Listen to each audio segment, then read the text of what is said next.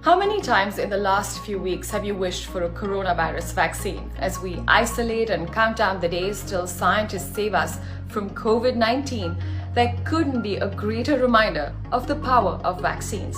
But people still have questions about their safety and how they work. So I spoke to Professor Julie Leask, who's a public health expert at the University of Sydney and knows a whole lot about vaccines. And I asked her, when will the coronavirus vaccine be ready? I'm hoping that there will be a vaccine available against COVID-19 by the end of next year, 2021, but nobody knows for sure. There are no guarantees here.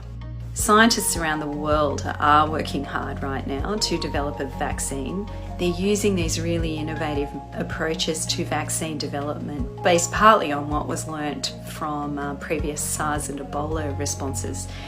And if it's successful, this will be the fastest vaccine development and validation process in history. So it looks like we will be waiting for a while for the COVID-19 vaccine. But what should parents do in the meantime?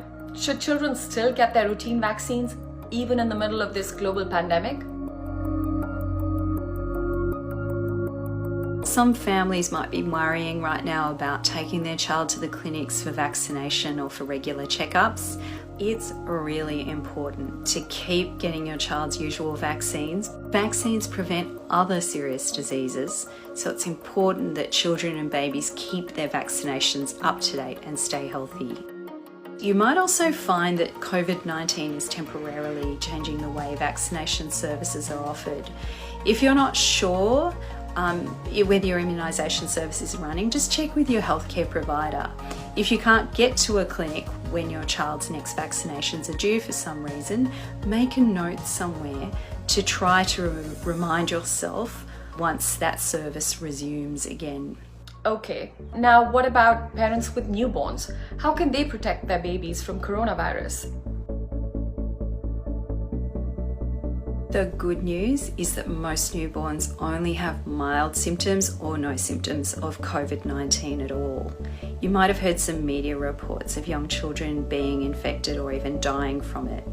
But based on the available evidence that we have now, newborn babies are not at particularly increased risk of getting infected or of dying from COVID-19.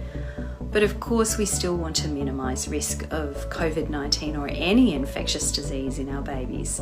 So stick to the advice about hand washing, about physical distancing and maintaining those hygiene practices. It is safe for mothers to breastfeed their babies because the virus doesn't get into breast milk. Breastfeeding protects babies from viruses and from other infections. If a mother has COVID-19, her baby needs the protection that breastfeeding gives. If you have COVID-19, you should always wear a mask when you are with your baby, including when you are feeding them, and wash your hands before you handle your baby and after touching your own face and coughing or sneezing.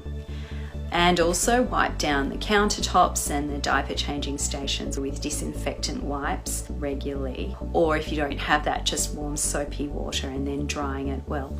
And finally, what can we learn from this outbreak? What's the big takeaway for you? I think for me, this outbreak reminds me of just how valuable vaccines are.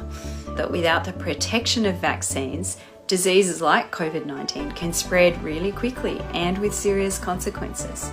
It's a reminder that when there's a vaccine available for a disease, we should keep getting our children and ourselves vaccinated. And we're so fortunate to have the protection of vaccines against some of these diseases. So don't wait, vaccinate whenever you get the chance. We hope you found this helpful. Let us know